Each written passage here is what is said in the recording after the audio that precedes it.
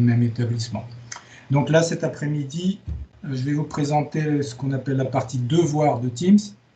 Je vais partager mon écran.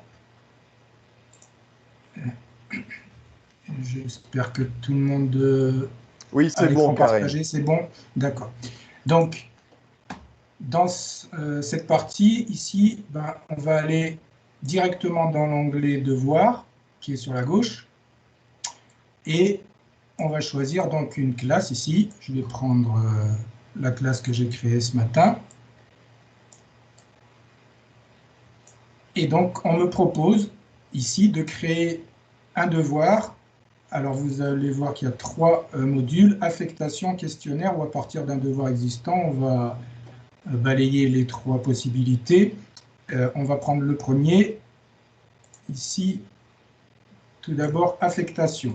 Alors, affectation, quand vous cliquez sur affectation, vous arrivez sur cette page-là, qui vous demande donc de donner un titre au devoir. Ensuite, de donner les instructions aux élèves. Et vous voyez ici, comme dans n'importe quel logiciel, vous avez un petit trombone pour ajouter les ressources. Ça veut dire quoi, ça? Ça veut dire que si vous avez préparé votre devoir en amont, avec Word ou tout autre document, tout autre format, vous pouvez donc ici rajouter votre devoir comme ressource.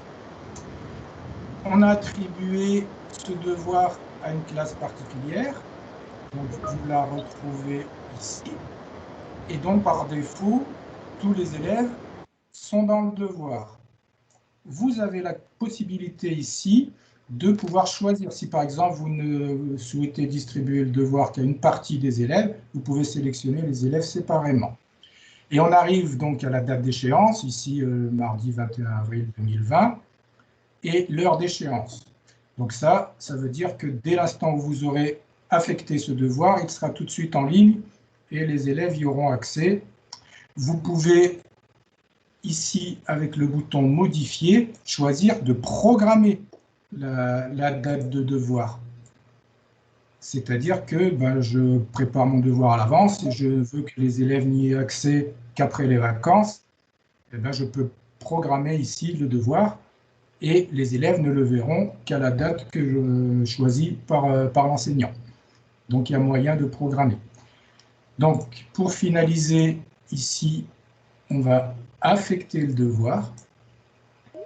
Et lorsque vous affectez le devoir, si vous retournez dans l'équipe classe à laquelle vous avez affecté le devoir, vous voyez ici apparaître. Alors, je ne sais pas pourquoi, mais c'est en anglais. Ils ont laissé ça en anglais. Donc, assignments, ça veut dire donc devoir. Et donc, les élèves ont à peu près le même écran où ils reçoivent une notification. Et cette notification leur dit, voilà, vous avez un devoir. Et ce devoir est à rendre pour le 21 avril. Et il leur suffira de cliquer sur le bouton ici et ils verront le devoir. Donc, voilà pour cette partie-là. Karim, juste pour une petite précision, le devoir n'apparaît que dans le canal général, première chose. Oui. Et deuxième chose, effectivement, comme on l'a dit ce matin, il faut que l'équipe ait bien été définie comme une classe pour que la fonctionnalité Absolument. devoir apparaisse. Absolument. Donc, effectivement, donc ici, vous voyez apparaître l'onglet devoir et qui n'apparaît ici que dans la partie, le petit onglet général, effectivement.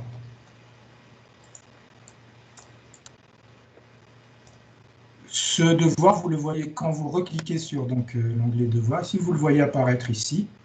Et l'intérêt, c'est que si vous avez besoin de le modifier, vous recliquerez dessus. Et surtout ici, vous avez le nombre de devoirs remis. Donc vous pouvez suivre au fur et à mesure du temps. Donc évidemment ici c'est une classe fictive, donc j'ai qu'un élève. Mais ici vous aurez le nombre d'élèves de votre classe et le nombre d'élèves qui ont remis le devoir. Donc vous saurez au fur et à mesure du temps combien d'élèves ont fait ou combien n'ont pas encore fait. On avait une deuxième façon, un deuxième mode d'affectation de devoirs. Ici, c'était questionnaire. Alors, lorsqu'on sélectionne questionnaire ici, directement, on est renvoyé à pas Google Forms, autant pour moi, Microsoft Forms, les formulaires de Microsoft. Alors ça vous donne accès directement à cette page-là, où vous pouvez créer en direct votre formulaire. Et l'intérêt du formulaire, c'est qu'une fois que vos questions sont faites, vous n'avez absolument rien à faire. Ça s'enregistre automatiquement dans le cloud et ça s'enregistre automatiquement dans votre partie devoir. Ça veut dire que dès l'instant où vous aurez fini votre formulaire, les élèves y auront accès. Et l'intérêt, évidemment, c'est qu'il n'y a pas beaucoup de manip à faire. Une fois que les élèves ont rempli le formulaire, ils vont avoir un bouton à la fin du formulaire « Renvoyer » et c'est tout ce qu'il y a à faire. Donc, vous n'avez pas beaucoup de choses à faire et les élèves n'en ont pas non plus. Ça permet de diminuer les opérations. Autre point intéressant dans la partie formulaire, c'est ce bouton « Partager ». Partager, quand vous allez dessus, vous pouvez partager, créer des liens qui vont renvoyer directement à ce formulaire. Admettons que vous vouliez partager avec un collègue et lui donner l'autorisation de modifier ce formulaire. Vous avez ici « Partager pour collaborer ». Donc, il vous suffit de copier le lien et vous envoyez le lien au destinataire voulu. Et il aura donc le droit de le lire, mais aussi de modifier ce formulaire. Donc, voilà pour la partie devoir. Et il restait un dernier point ici. C'était créer un devoir à partir d'un devoir existant. Si vous avez plusieurs classes d'un même niveau et que vous avez déjà créé un devoir pour la 5e A par exemple, vous pouvez, en cliquant sur ce bouton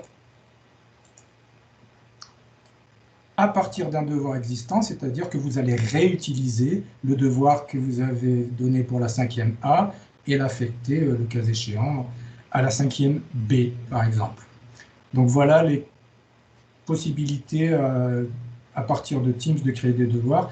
Je le répète encore une fois, ce n'est pas spécifiquement dédié à Microsoft. Vous vous souvenez tout à l'heure dans ajouter une ressource. Vous pouvez ici ajouter une ressource. Vous pouvez avoir un document qui n'a pas du tout été fait sur Word, un document d'un autre format. Ça marche très bien aussi.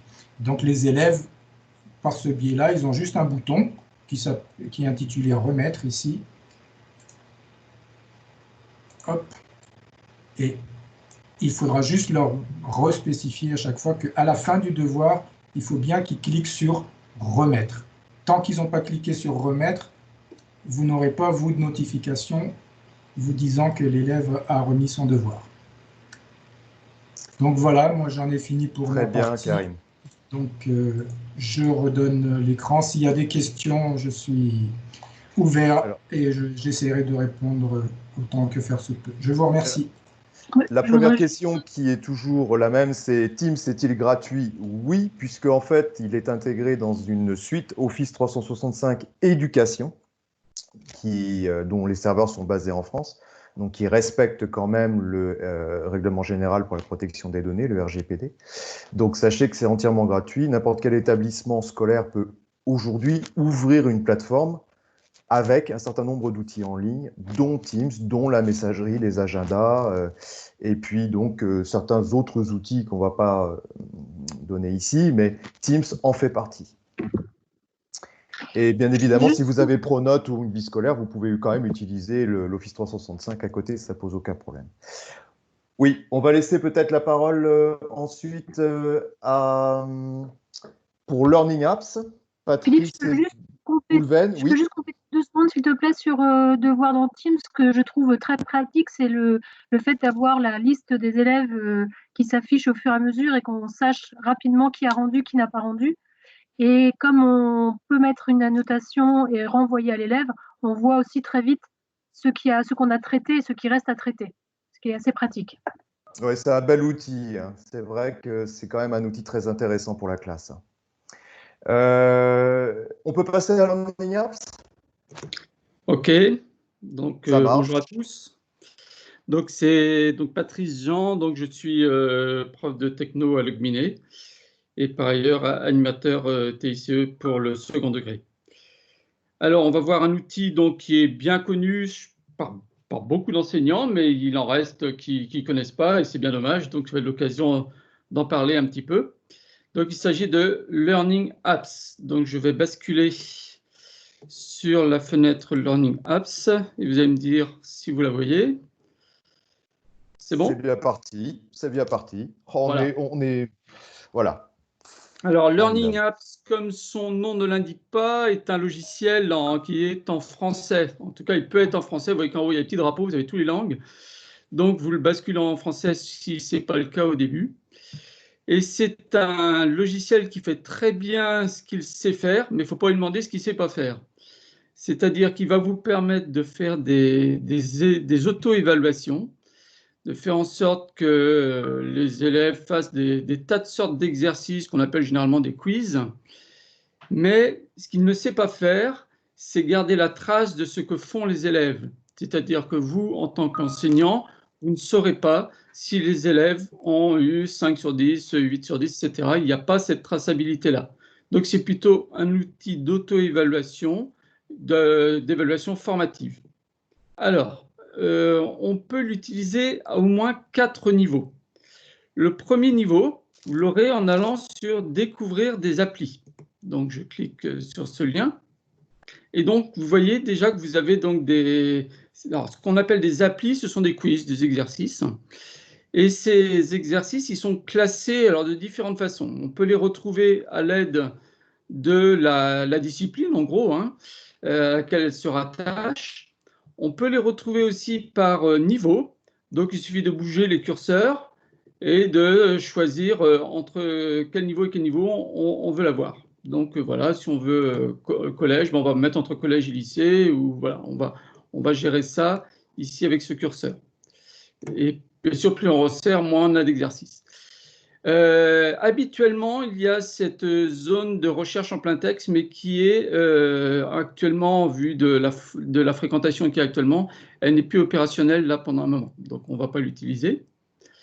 Donc, vous avez des exercices. Alors, si par exemple, je vais en sciences de la vie et de la terre, donc j'ai tout, j'en ai plein, vous voyez, il y a encore plein de pages derrière. Alors, il faut savoir que ces exercices-là ont été faits par des collègues. Ce sont des enseignants qui les ont faits pour leurs propres élèves dans un premier temps.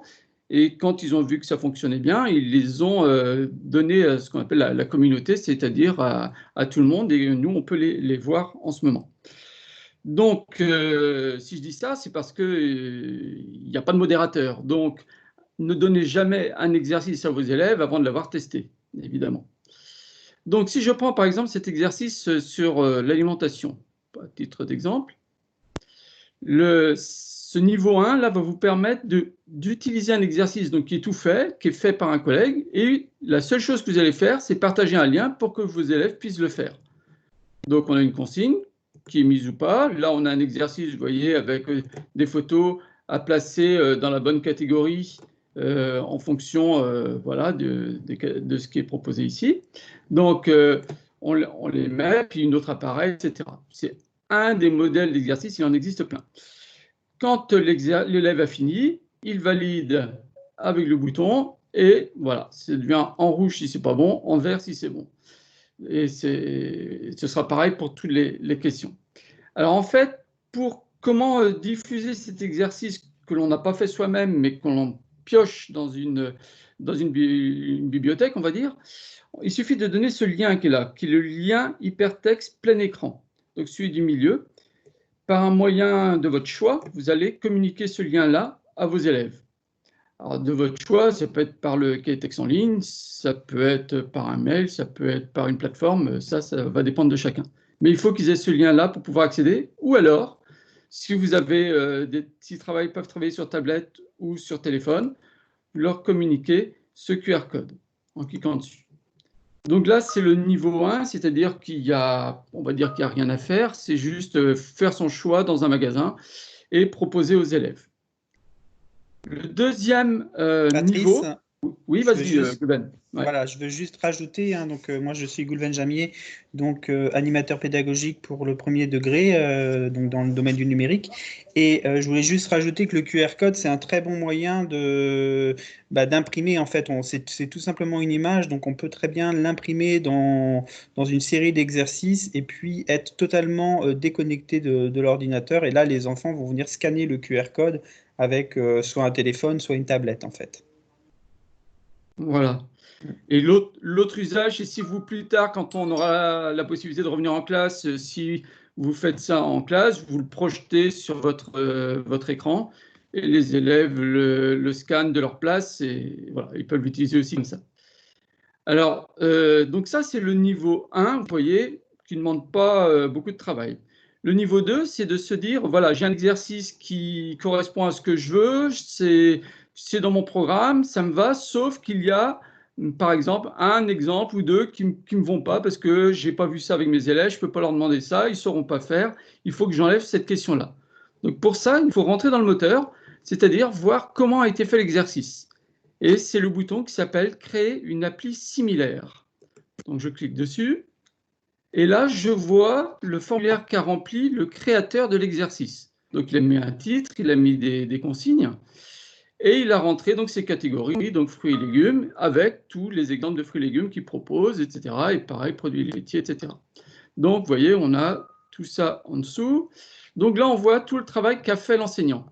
Et puis, vous vous dites, oui, mais telle chose, moi, je ne l'ai pas vue. Eh bien, si je ne l'ai pas vue, je l'enlève.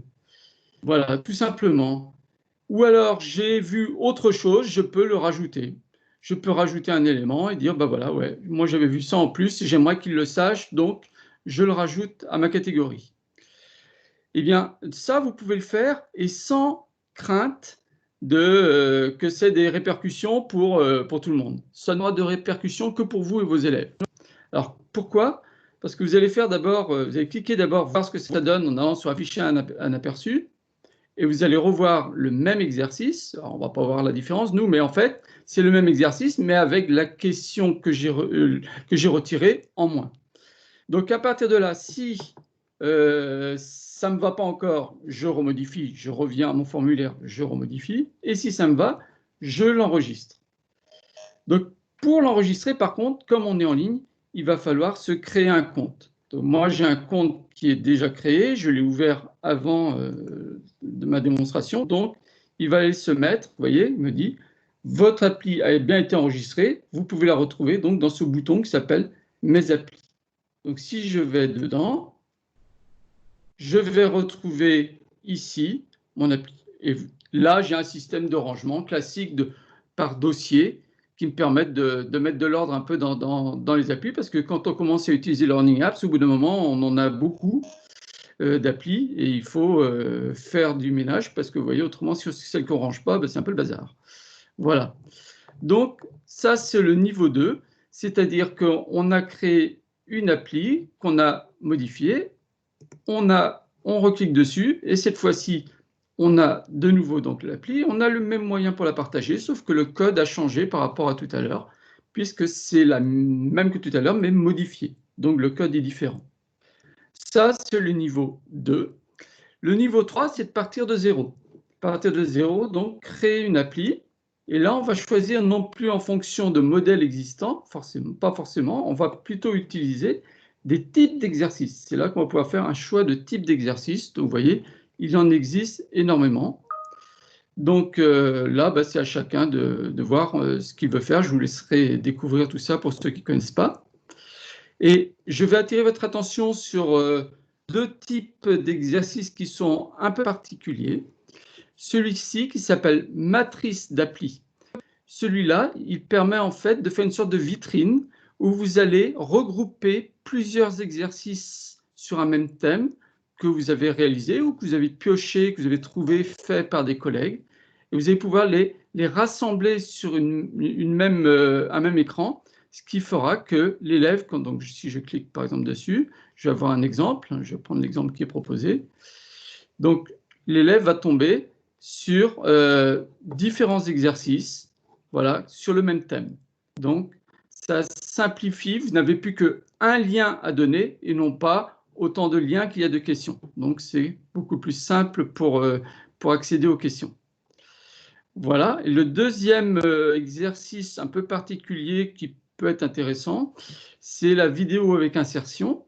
C'est-à-dire que vous allez, si vous trouvez une vidéo sur YouTube, par exemple, qui vous intéresse, vous allez pouvoir y intercaler des questions que vous allez faire avec Learning Apps qui feront que la vidéo s'arrêtera par moment à ces questions-là et l'élève devrait y répondre avant de continuer à voir la vidéo. Alors évidemment, les questions, les réponses des questions auront été données dans la vidéo. Voilà. Donc voilà les 3 niveaux d'utilisation, vous voyez. Donc à chacun de voir ce qu'il veut faire, soit soit utiliser quelque chose de tout fait, soit modifier, soit partir de zéro.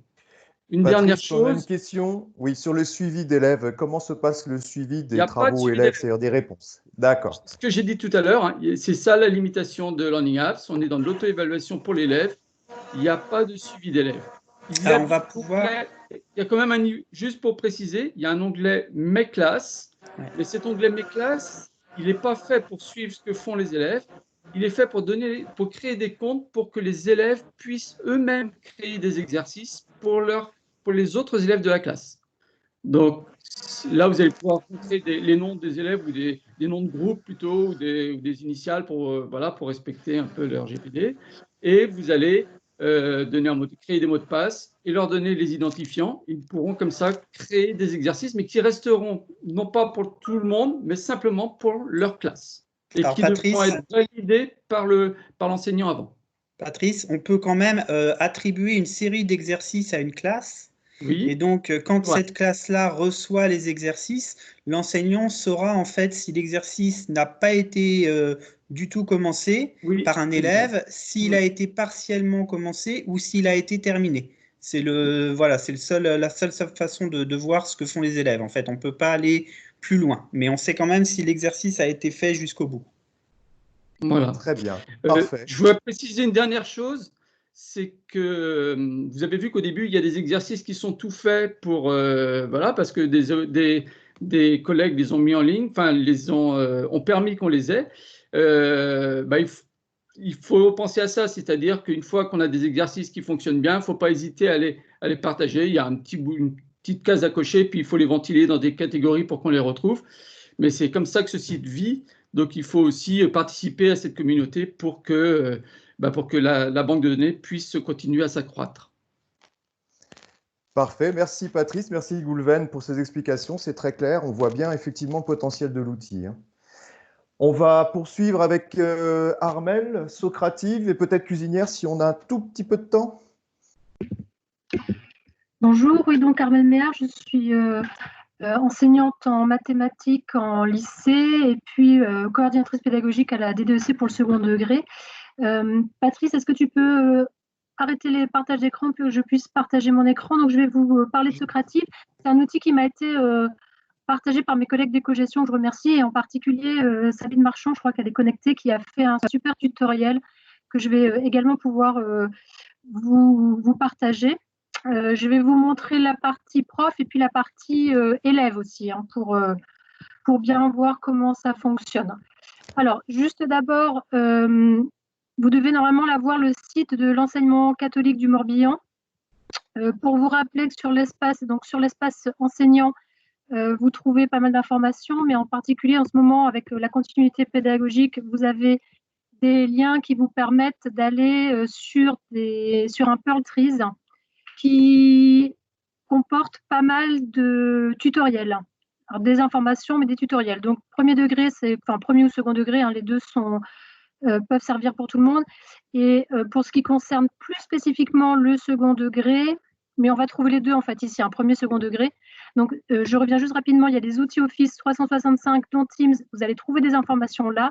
Et dans les outils numériques, ici, vous allez retrouver ce qu'on est en train de vous présenter. Donc, ce matin, on vous a présenté les classes virtuelles. Et ici, vous allez trouver les outils de création numérique et en particulier les quiz en ligne, ce qu'on est en train de faire actuellement. Donc, Socrative, Cuisinière, Learning Apps, etc. Première chose. Voilà. Donc, quand vous allez travailler sur Socrative, il est bien important de faire la distinction sur la connexion teacher et student. Donc nous, on va se connecter avec le login de prof, de teacher. Alors moi, j'ai un compte qui est déjà existant, donc j'arrive directement sur cette page. Quand vous créez votre compte, ce n'est pas très, très compliqué. Vous avez une page de ce type-là et vous pouvez vous connecter. Vous allez assez rapidement votre compte qui est créé.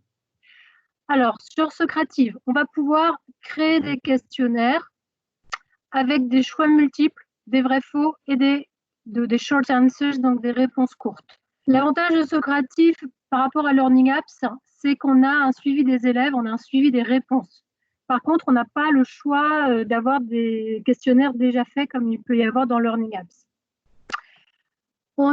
Donc ça, c'est quand on va lancer le questionnaire. Ici, c'est la création des questionnaires. Ensuite, ici, la salle de classe. Alors moi, j'ai pas un compte pro, donc je n'ai qu'une salle de classe, mais on peut la renommer. Et puis, on va avoir les rapports qui vont s'afficher et les résultats au fur et à mesure. Alors, je vais vous montrer rapidement comment on ajoute un questionnaire. On peut partager des questionnaires de collègues, si les collègues vous en partagent. Et puis, je vous montrerai un que j'ai créé un peu spécialement pour aujourd'hui. Donc, ajouter un questionnaire, créer un nouveau questionnaire. On le nomme et on va ajouter des questions. Soit des choix multiples, soit des vrais-faux, soit des réponses courtes. On peut ajouter une photo, donc ça peut être pratique pour avoir une image. Alors moi je suis prof de maths, on fait pas mal de choses sur les lectures de graphiques par exemple, ou de cours qui représentent des fonctions, donc ça peut être une idée ou un tableau pour faire des calculs de moyenne ou des stats ou des probas. On va rentrer la question, quelle est la moyenne? Et puis il va falloir quand même donner la réponse correcte et puis l'explication. Donc, on va dire laquelle est vraie. Alors, pardon, là, je suis sur un vrai-faux. Donc, j'aurais dû prendre, j'étais sur un QCM. Donc, sur vrai-faux, la moyenne vaut-elle 2? Faux, il faut quand même lui dire si c'est vrai ou si c'est faux pour qu'il puisse après dire aux élèves s'ils ont vrai ou s'ils ont faux. Et vous pouvez éventuellement ici ajouter une petite explication que vous pouvez afficher ou ne pas afficher. On enregistre, on rajoute une deuxième question, etc., etc. Alors, et on enregistre et on quitte ici. Moi, je vais partir d'un questionnaire donc, que j'ai créé spécialement pour l'occasion, donc il vaut ce qu'il vaut, mais c'était pour vous montrer un peu ce qu'on peut faire avec. Donc là, moi, j'ai rajouté une photo d'un QCM avec différentes questions. On signale la bonne réponse. La même chose, encore un QCM. Ici, c'est une réponse courte. Alors attention, quand on fait une réponse courte, on peut donner plusieurs possibilités de réponse, sachant qu'il suffit qu'il y ait un espace, que l'élève écrive un peu différemment et se sera compté comme faux, alors que c'est juste. C'est un peu la limite aussi des réponses courtes. Et puis, une fois qu'on a créé le test, on va pouvoir le lancer. Donc là, on va aller dans le premier menu. Et on va avoir on va choisir celui qu'on veut, donc soit celui que je viens de montrer ou celui-ci par exemple. Et on a plusieurs possibilités, soit on va au rythme imposé par l'enseignant, alors ça c'est plutôt en classe, c'est-à-dire que là on va aller question par question, et c'est quand le prof passe à la question suivante que les élèves peuvent répondre à la question suivante, ça sous-entend qu'ils ont une tablette, un téléphone avec eux, donc c'est plutôt en classe. Navigation ouverte, on va l'utiliser plutôt, ça va limiter un petit peu les possibilités sur ce qu'on peut nous choisir comme façon de suivre le test. Généralement, on choisit plutôt commentaire instantané. Donc ça permet, donc les noms sont obligatoires, ça permet de réorganiser les questions et les réponses. Ça, c'est assez intéressant parce que ça veut dire que les élèves, même s'ils font leur test en même temps, ils n'ont pas les questions dans le même ordre, ils n'ont pas les réponses dans le même ordre. On peut choisir d'afficher ou non le commentaire. Si on est dans quelque chose où on veut garder une note à la fin, il vaut mieux ne pas les afficher. Par contre, si on est en auto-évaluation, ça peut être intéressant de les afficher. Et on peut ou pas afficher le score final. On lance. Alors, je vais tout mettre en positif là. Alors, on peut, sur une version pro, leur faire le test, revenir sur leurs questions, mais moi, je n'ai pas la version pro. Et une fois qu'on a lancé l'activité, il va falloir, donc là je vais être obligée de repartager mon écran différemment. Bon, je vais me mettre à la place de l'élève maintenant. Donc l'élève, il va se connecter, lui, avec le Socrative Student. Et il va falloir qu'il rentre la classe.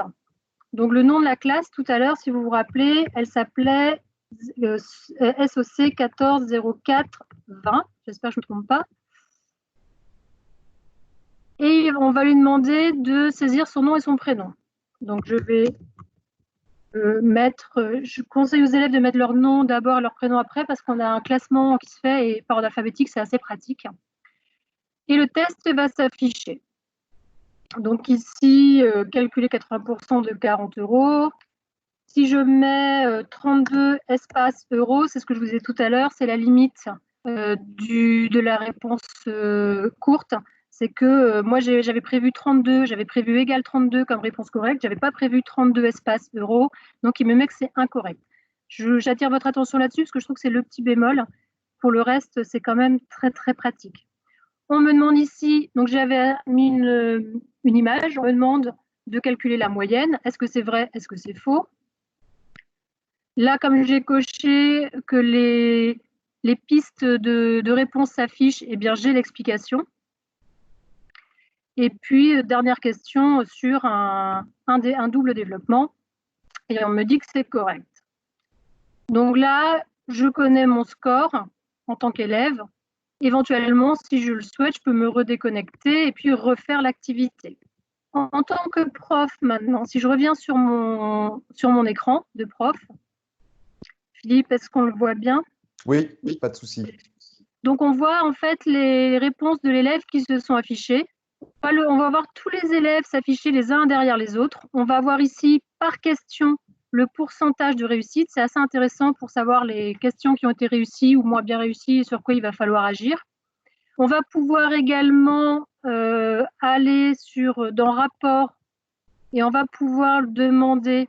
Alors pour ça, pardon, il faut que j'arrête, il faut que je termine d'abord l'activité et quand j'ai terminé l'activité, je vais pouvoir avoir les rapports de toute la classe.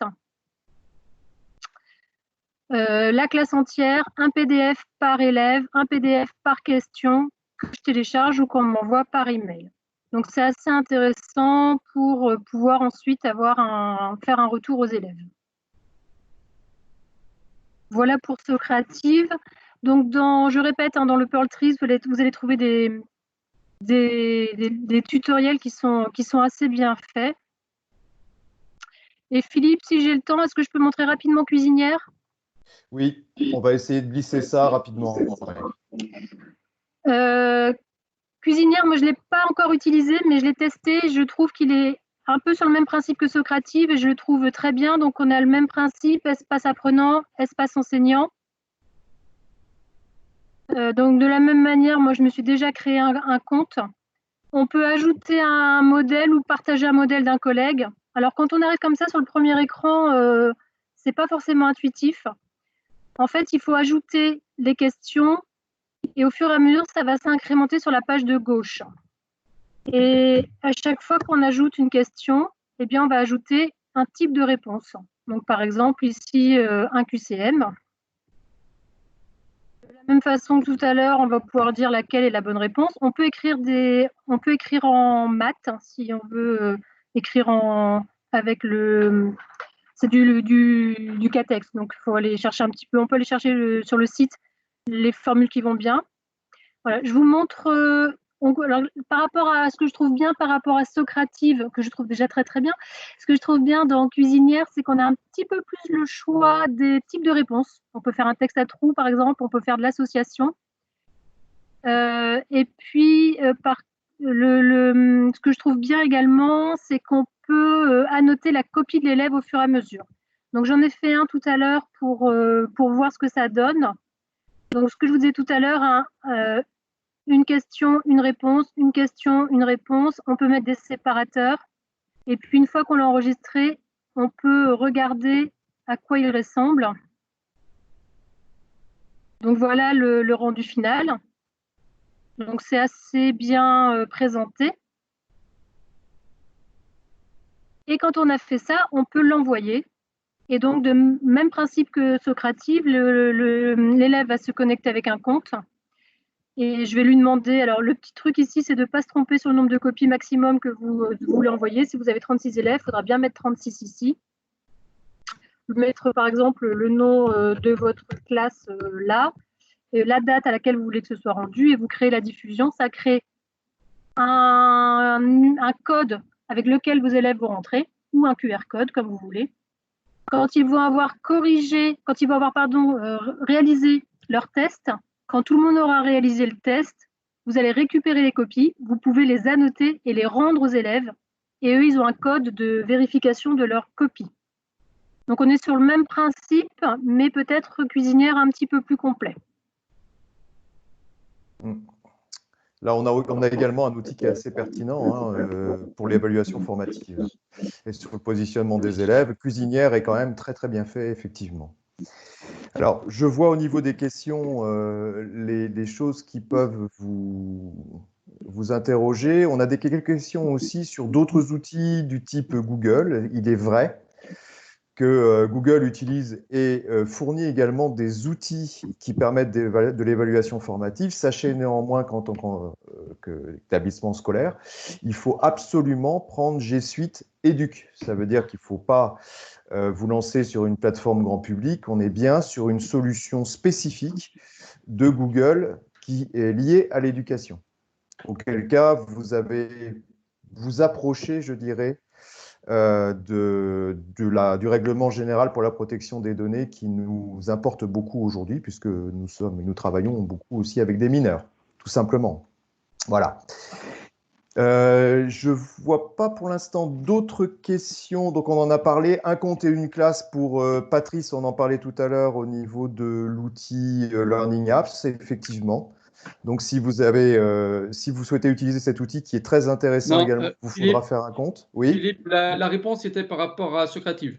Ah, c'était par rapport à Socrative. Voilà. D'accord. La question portait sur Learning Apps. Donc... Alors, rappelle-nous sur Learning Apps, parce que là, c'est un outil que tu connais bien avec Goulven. On peut faire autant de questionnaires que l'on veut. Il n'y a pas de limitation. Ah oui, tout à fait. Oui. D'accord. Oui. OK. Donc, il y a une question également, les élèves ont accès à Socrative sur le site C56. Alors, le site C56, c'est pour vous donner des ressources. Là, il y en a un qui est... mais l'accès à Socrative, c'est sur n'importe quel moteur de recherche, ou c'est n'importe quel navigateur, vous tapez Socrative et ça vous y arrivez comme Learning Apps, comme Cuisinière. Voilà, tout à fait. Très bien. Peut-être, si vous souhaitez par la suite, puisqu'on va arriver au terme de notre webinaire numéro 2, en fonction de vos questions, peut-être qu'à la rentrée, on pourra creuser peut-être un outil plus qu'un autre, en fonction de vos retours également. Simplement, si vous souhaitez nous interroger sur un certain nombre de choses par la suite, je vous remontre simplement mon écran ici. Donc, nous étions sur le webinaire numéro 2. N'hésitez surtout pas, et Armel vous l'a montré tout à l'heure, à utiliser cette adresse, ec56.org continuité-pédagogique, parce qu'à partir de cette page, qui est donc sur le site de la DDEC, vous allez pouvoir consulter régulièrement toutes les offres, toutes les ressources qui sont en constante évolution, qui peuvent vous aider, qui sont des ressources liées donc aux outils, mais aussi des ressources qui sont liées à vos disciplines. Donc, n'hésitez surtout pas. Et puis, encore une fois, si vous avez quelque chose ou si vous souhaitez avoir des renseignements complémentaires ou des demandes, on sera vraiment ravis de pouvoir vous répondre. Et je vous laisse là les différentes adresses d'Armel, donc qui est en coordination pédagogique à la DDEC 56. Au niveau de l'animation TICE, donc nous avons Goulven pour le premier degré et Patrice pour le second degré. Et puis sur les différentes questions générales, que ce soit les plateformes ou autres, n'hésitez pas à me contacter. Et puis de toute manière, nous travaillons régulièrement ensemble, donc nous n'aurons aucun souci pour nous transmettre les informations et puis les questions. Voilà. Merci à tous. Et puis écoutez, voilà, j'espère que vous allez pouvoir prendre de bonnes vacances, bien méritées, particulièrement méritées, dirions-nous. à l'heure actuelle quand on voit ce que l'on a vécu et dans le contexte dans lequel nous évoluons aujourd'hui. Mais bon, voilà, c'est comme ça. Voilà, il ne me reste plus qu'à vous remercier, vraiment, et puis à vous dire bonnes vacances, surtout. Voilà, merci à vous. Merci à tous, Merci. bonnes vacances. N'hésitez pas si vous avez des besoins ou des demandes à nous les soumettre. Hein. Oui, tout à fait. Merci. Merci. Merci également. Merci, bonnes vacances en tout cas. Merci. Au Merci. revoir. Bonnes vacances. Au revoir. Au revoir. revoir. Au revoir. Au revoir. Au revoir, bonne vague. Au revoir. Merci. Je reviens là. Merci.